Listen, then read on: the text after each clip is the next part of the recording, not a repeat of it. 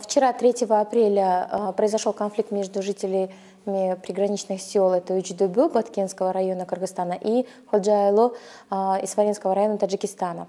Конфликт из словесной перепалки, в которой были вовлечены около 50 человек с обеих сторон, перерос в закидывание камнями гражданами двух стран.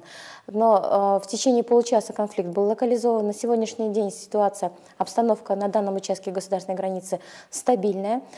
Вчера незамедлительно была проведена встреча пограничных представителей Кыргызстана и Таджикистана, на которой был согласован порядок охраны данного участка государственной границы. Кроме того, весь вечер, всю ночь до утра правоохранительные органы двух стран осуществляли совместное патрулирование приграничных территорий.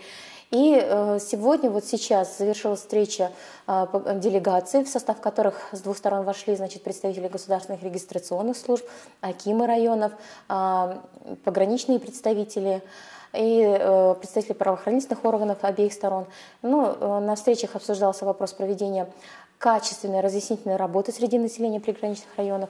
Вчера эти разъяснительные работы тоже были проведены. Гражданам, жителям приграничных сел были доведены вопросы, значит, законодательства в пограничной сфере, которые разработаны двумя государствами, и необходимость соблюдения, значит, законодательства, именно вот пограничного законодательства, для того, чтобы решать, и необходимость решения всех вопросов за столом переговоров мирным путем, без, значит, создания конфликтных ситуаций и инцидентов.